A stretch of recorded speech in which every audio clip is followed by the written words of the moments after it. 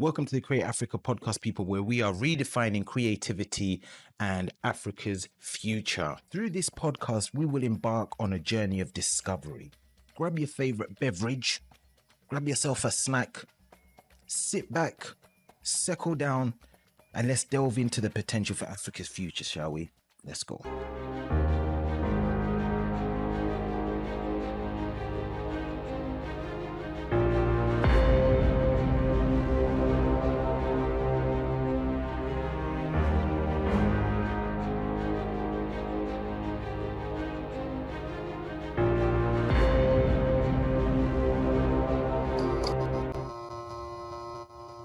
Segment number 2 that is relative to this podcast. What's creativity got to do with it? Creativity is an innate human capacity responsible for everything we consume. What we eat, food has to be ingredients and put together. There's baking, there's all these skills with pastries that have to be done. Everything that we eat is creative, was a creative endeavor formed and presented for your pleasure. Everything that we watch, entertainment, TV, it doesn't even have to be on TV. It could be a theatre production, as long as it's been formed for your visual entertainment. And I'm talking about things that are positive to society. I'm not talking about the things that are negative, because that was also man-made fact. But for anything that is good, for anything that is positive, for anything that is constructive, for anything that is enjoyable, right? That we watch, created by humans. Anything that we listen to, of course, music, podcasts, anything else of the sort. Even everything that we smell. Let me be more specific. Perfumes, incense. I think that's the main thing that my mind can go to at the moment. But anything that we smell also, as far as perfumes are concerned, that is, again, a concoction that was intentionally put together by a person to achieve a scent or a smell. Man did that. Human did that. Woman did that. Okay.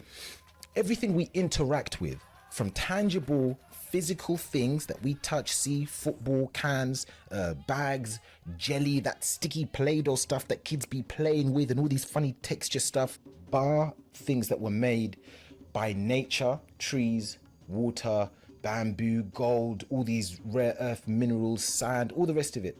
Bar those elements, anything physical and tangible that we see, we created again.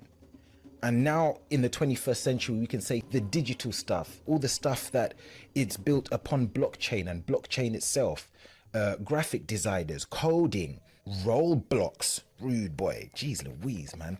Still, behind that, there is coding, there is an intentional structure that was created by us, by man, dare I say. Man and woman, excuse me. All these things were imagined, designed, and created by us as humanity, okay?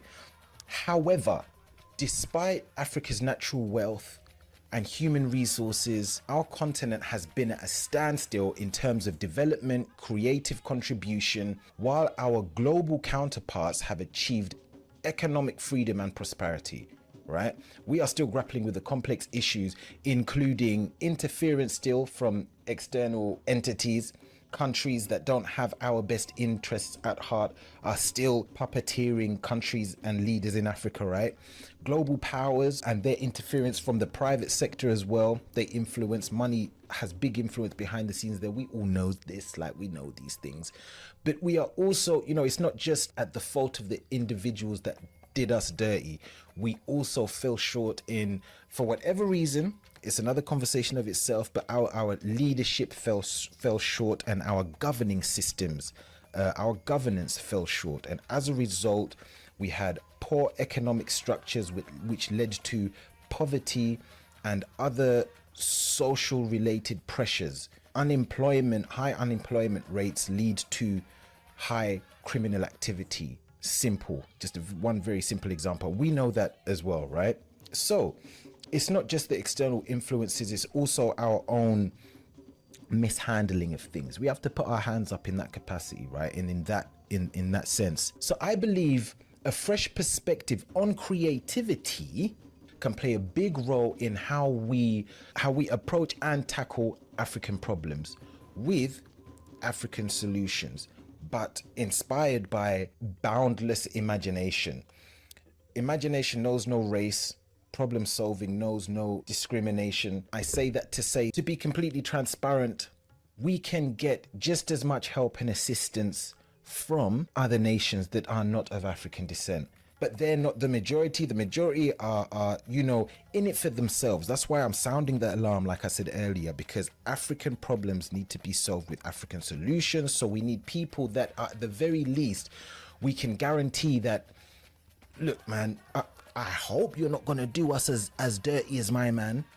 And that's a tricky one as well, because we have done in the past. The people that were selling slaves to these individuals were our own people. So there's something to be said there. But point being, I want to sound the alarm to get as many Africans to, especially Africans in the diaspora, to notice what's going on in the continent and also take a slice of that, so that we can at least guarantee for our next generations and for our siblings, families and relatives that we've left behind that are going on to make families and populate the continent, that they don't have to have the same situations, upbringing and lack of opportunities that our parents and forefathers had, which is why they had to flee for the Western world and build it up. Okay, so that's another section that I believe is that will be part of this recipe that we'll be looking into. Okay, so we've gone on to the Scramble for Africa. We've just touched on to what does creativity have to do with it. 3, what's my message? Okay,